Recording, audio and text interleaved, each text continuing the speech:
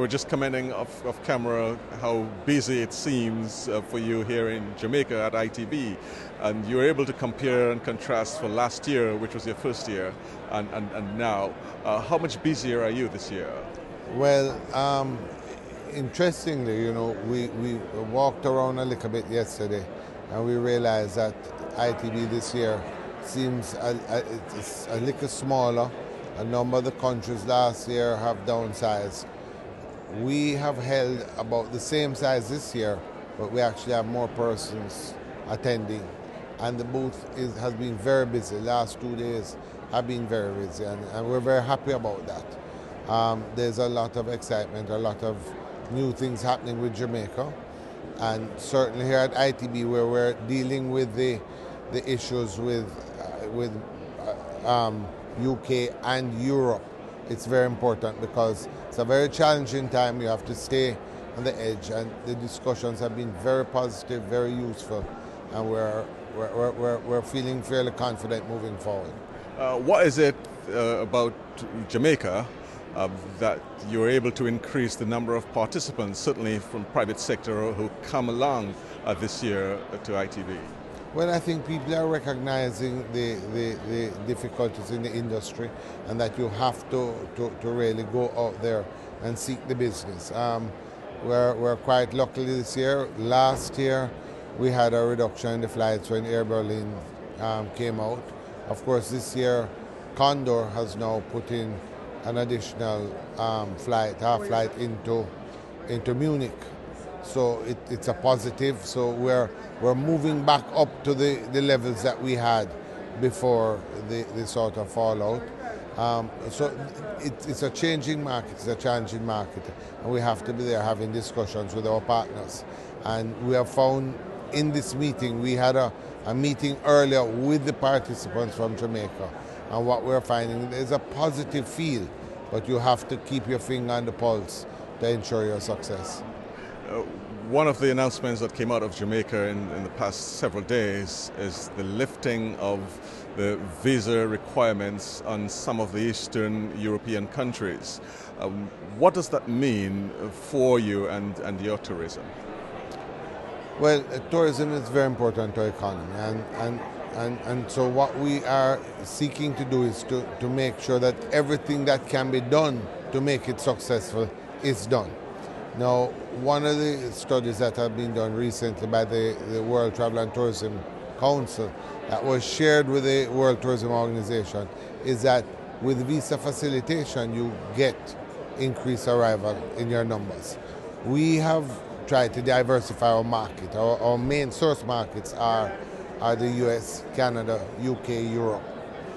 We're trying to diversify, so we're going into Latin America in a big way, and Eastern Europe.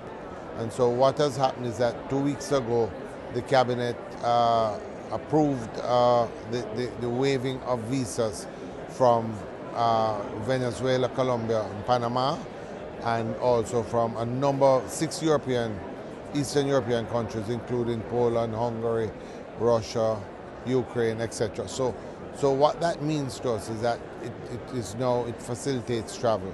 We have also introduced airlift into these areas. On the 1st of January of this year, the first flight flew from Moscow to Montego Bay, which was and that is working out to be a tremendous success. Flights are coming in full, and there's a lot of excitement with that. We really welcome the Russian visitors. How frequent are these flights? The flights are every 10 days. But it was to have been 10 rotations. They've extended it now through the summer, and the end of ITB, the Director of Tourism will be flying up to Russia to meet with our partners to have further discussions, because it looks like it is turning out to be a very successful venture. We've also increased our airlift to other countries. The Czech Republic has also started, and later this year we have Stockholm from Sweden coming in. So we're opening up, and part of that is to make travel as easy as possible. And we find, and what you find happening is where we have lifted the visas, say in the Latin American market, which we lifted year before last, we have had double-digit growth in those markets. So it is working out for us.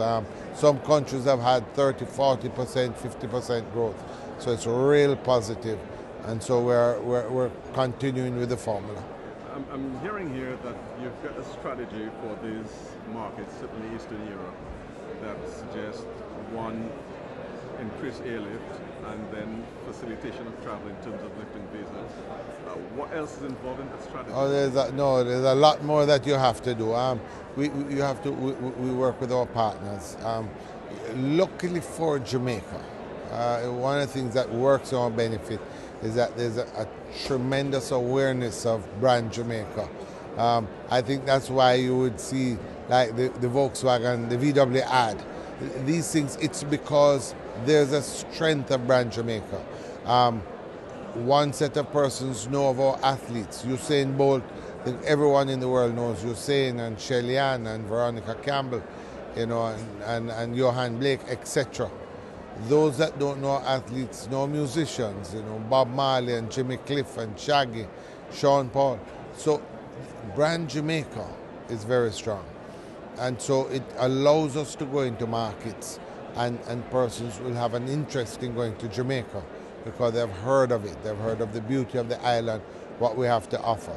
However, when you go in and you can establish your airlift and you can get your partners and facilitate travel to these countries, then you have to really go and market your destination, get in and see how you can develop these markets going forward. As you look towards Europe, Eastern Europe, Scandinavian countries, etc., what, in terms of your strategy towards your closest and certainly still your most productive market in the US?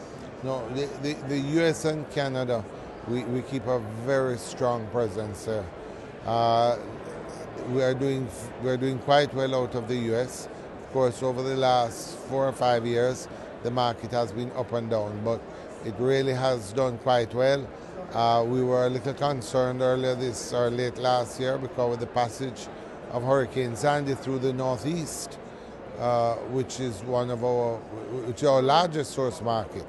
You know, and of course it had a tremendous effect on the persons there, and it's a difficult time for them. But we had concerns out of that, but we have held fairly well there.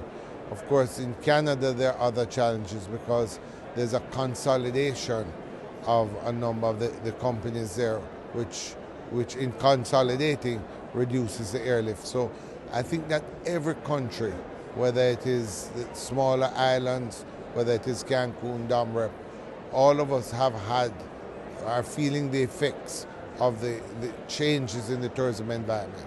And I think you as a country, how you respond to these, how you work with your partners and make the best of the challenging circumstances is going to determine how successful we are going forward. Thanks a lot, Minister, as always. It's absolutely a pleasure. Good.